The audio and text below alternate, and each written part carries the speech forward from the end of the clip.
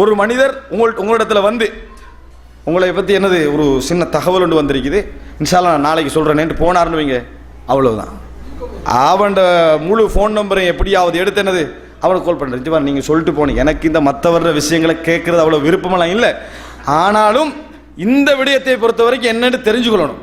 இப்படி தான் எல்லா விஷயத்துக்கும் சொல்லி கோல் பண்ணி அந்த விடயத்தை அறிந்து கொள்வதற்கு எப்படியோ ஆர்வம். அவன் சொல்லாமல் இருந்தாலும் இவனுக்கு என்ன செய்யாது, அதாக இருக்குமோ, நல்ல வாழ்க்கை இல்லையே, இதாக இருக்குமோ அதாக இருக்குமோ 1000 சிந்தனைகளோடு வாழக்கூடிய இருப்பார். ரசூலுல்லாஹி ஸல்லல்லாஹு அலைஹி வஸல்லம் சொன்னார்கள், என் தோழர்கள் எது சொன்னார்கள் அது சொன்னார்கள் என்று என்னிடத்தில் எந்த செய்தியையும் கொண்டு வர வேண்டாம், என்னிடத்தில் எந்த செய்தியையும் கொண்டு வர வேண்டாம். நான் அவர்களை சந்திக்கின்ற பொழுது சலீமல் கல்ப், உள்ளத்தில் தூய்மை உள்ளவனாக சந்திக்க விரும்புகிறேன், இன்னொரு பதிவோடு நான் சந்திக்க விரும்பவில்லை. இருந்தாலும் கொண்டு வரவானாங்க சொன்னாங்க. எப்படி இருந்தாலும் அதை கொண்டு வர வேண்டாம். இந்த பொறுமை நம்மகிட்ட வருதா? எப்போ வரும்னு சொல்லுங்க பாப்போம். மனிதர்களுடைய வார்த்தைக்கு எங்கள்கிட்ட மதிப்பு இல்லாமல் இருந்தால் தான் வரும். அவங்களுடைய புள்ளி எனக்கு ஒரு கதி அல்ல, இது நாம வாழ்றதே அவனுடைய அளவுகோல்ல தான். இன்னொருவனுடைய அளவுகோலில் வருகின்ற வரைக்கும் சகோதரர்களே, இன்பத்தை எங்களால் ஒரு நாளும் என்ன செய்ய முடியாது, காண முடியாது என்பதை நாங்கள் அடிப்படையாக புரிந்து கொள்ள வேண்டும். அன்புள்ள சகோதரர்களே, இரண்டாவது முக்கியமாக இது இஹ்லாஸ். நீங்க என்ன வாழ்க்கையில் உருவாக்கி கொள்ளணும் தெரியுமா? எவருடைய புள்ளியும் எங்களுக்கு தேவையில்லை. நான் ஒரு தவறு செய்து விட்டேனா விமர்சனத்தை அணுகுங்க, கேளுங்க. ஆனால் வாழுகின்ற நேரத்தில் நன்மை செய்திருக்கிறீர்கள், தொழுதிருக்கிறீர்கள், வணங்கி இருக்கிறீர்கள், இந்த மாதிரி விஷயங்களில் எவருடைய புள்ளியையும் எவருடைய பாராட்டையும் எவருடைய கருத்தை நீங்கள் எதிர்பார்க்க வேண்டாம். நீங்க செய்ய வேண்டிய கடமைகளை செஞ்சுக்கிட்டு போங்க.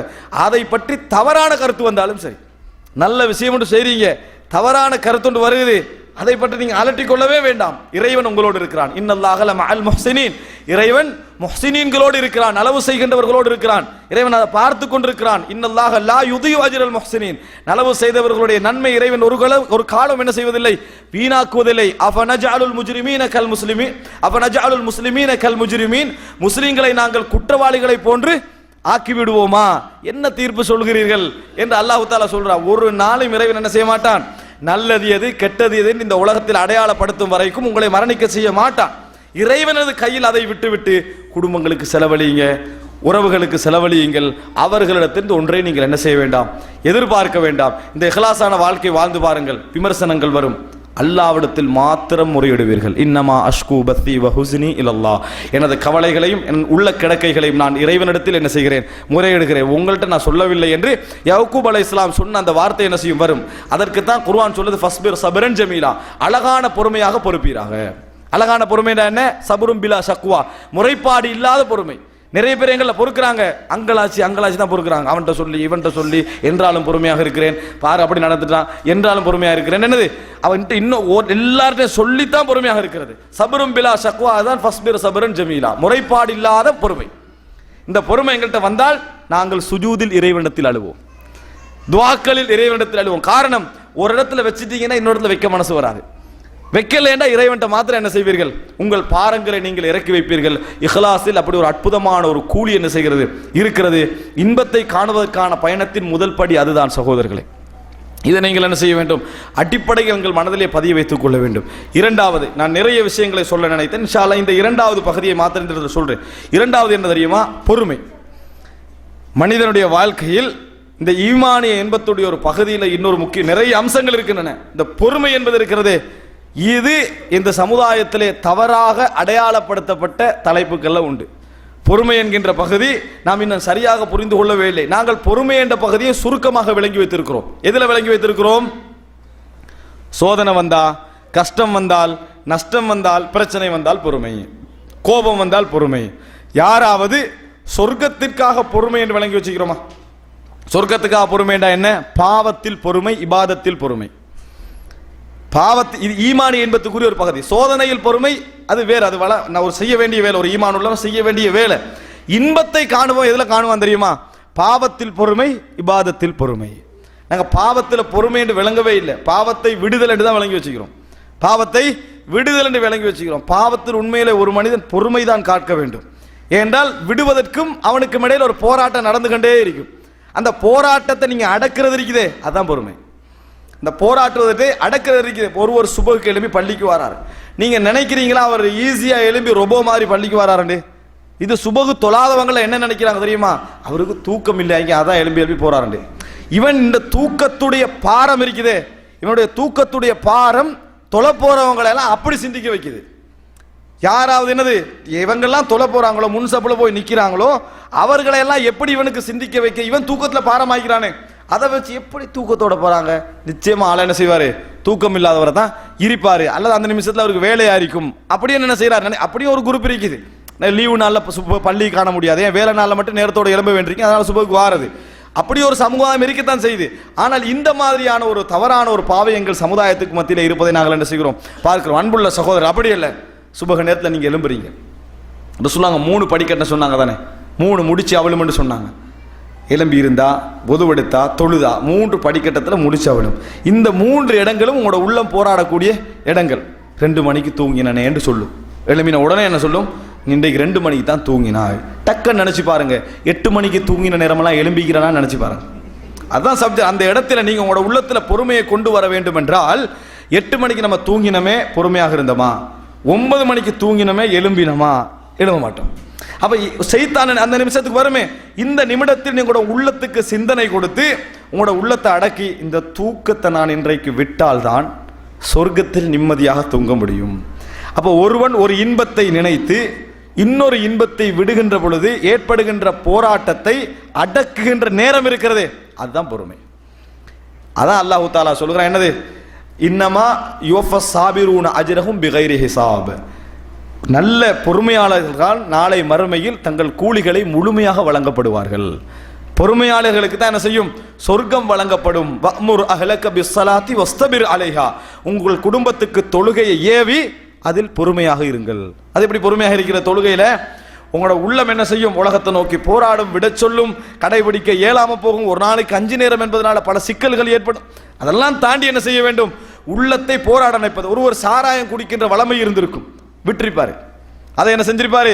அந்த சாராயம் குடிக்கின்ற வளமையை விற்றிருப்பாரு. அவர் சாராயத்தை காணுகின்ற நேரத்தில் அவருடைய உள்ளம் என்ன செய்யும்? குடிச்சு நம்ம லாஸ்டா குடிச்சிட்டு ஒரு முறைக்கு கடைசி, இதுக்கு பின்னால இன்ஷா அல்லாஹ் குடிப்பது இல்லை. மனசு என்ன செய்யும்? இன்னொரு சான்ஸை குடிப்போம். அப்படி என்ன செய்யும் சொல்லு? 1 மாசம் குடிக்காம இருந்திருப்பான். அதுக்கு பிறகு ஒரு சாராயத்தை என்ன செஞ்சிருவான்? கண்டுருவான். நம்ம ஒரு மாசத்துக்கு பிறகு தானே குடிக்கிறோம், இன்ஷா அல்லாஹ் போக போக 1 வருஷத்துக்கு ஒரு குடிப்போம். அந்த மாதிரி என்ன செஞ்சிடும்? மாறிவிடும். மனது என்ன செய்யும்? ஒன்றுக்கு ஆர்வம் ஊட்டி கொண்டிருக்கும். உள்ளம் அப்படி ஆர்வப்படுகின்ற நேரத்தில், குடிக்கணும் என்று சொல்கின்ற நேரத்தில் என்ன செய்யும்? அவட மனது அந்த பக்கம் போகும். அந்த நிமிடம் விடுதல் என்றதை விட்டு விட்டு எப்படி யோசிங்க தெரியுமா? இது ஆர்வம், இதை குடித்து பழகின எல்லோருக்கும் வரும்.